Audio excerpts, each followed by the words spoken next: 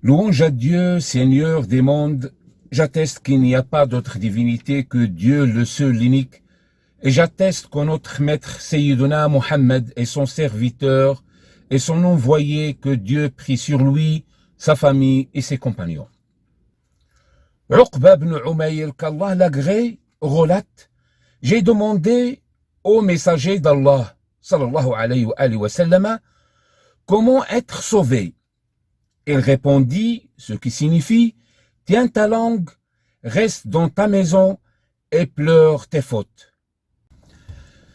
Dans ce hadith, le messager d'Allah, sallallahu alayhi wa sallam, nous montre la voie qui nous mène vers notre salut et notre bonheur dans ce bas monde et dans l'autre.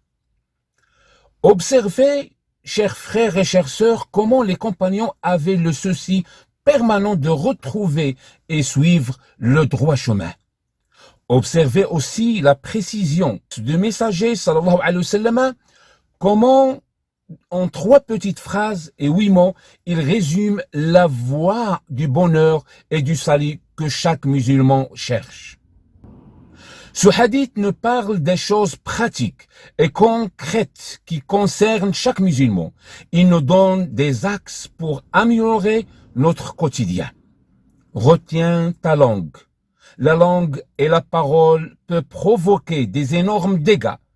D'après Sufyan ibn Abdillah, j'ai demandé au prophète sallallahu alayhi wa sallam, de quoi tu as le plus peur pour moi? Il dit, ce qui signifie, il pointa sa propre langue en me disant de celle-ci, rapporté par At-Tirmidhi. Le prophète sallallahu alayhi wa sallam dit, ce qui signifie, celui qui croit en Dieu et au jour du jugement dernier, qu'il dise le bien ou qu'il se taise. Man kana yu'min billahi wal yawmil akhir falyaqul khayran aw yasmut. Rapporté par Al-Bukhari et Muslim.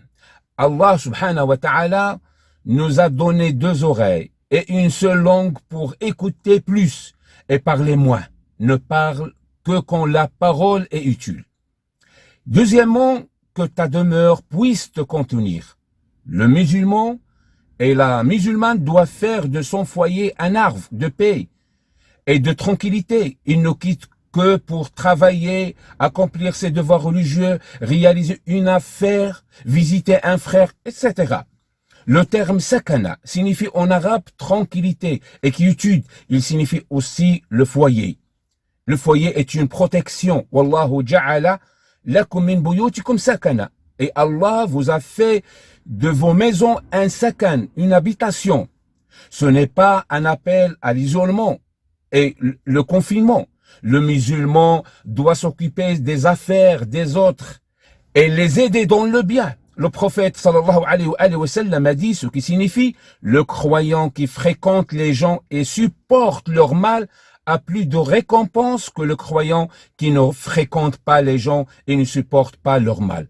Rapporté par Ibn Majah. Troisièmement, pleure ton péché. Avoir des moments de solitude pour se remettre en question et regretter sincèrement ses manquements et sa faiblesse. Parmi les 7 catégories de personnes à qui Allah subhanahu wa ta'ala accorde l'ombre de son trône le jour du jugement, un homme qui se rappelle de Dieu en étant seul, alors ses yeux débordent de larmes. وَرَجُلٌ ذَكَرَ اللَّهَ خَالِيًا فَفَاضَتْ عَيْنَاهُ. Le premier pas du repentir, c'est le regret. Et la meilleure façon de regretter un acte est de s'asseoir seul le jour ou la nuit et de réfléchir.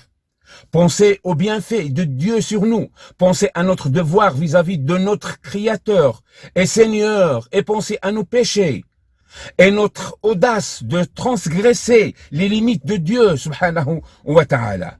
Ce hadith nous demande: occupe-toi de tes propres péchés et ne s'intéresse pas aux péchés des autres. Or, la majorité des gens font exactement le contraire. Ils sont très tolérants avec leur propre personne, mais ils en exigent et rigoureux avec les autres. Ils aiment bien divulguer et pointer les erreurs des autres. Mais n'aime pas quand une personne vient les voir pour leur donner un conseil sincère. C'est un signe, na'oudou billah, d'hypocrisie. Nas'Allah ta'ala as-salamata wal-afiya, qu'Allah vous guide.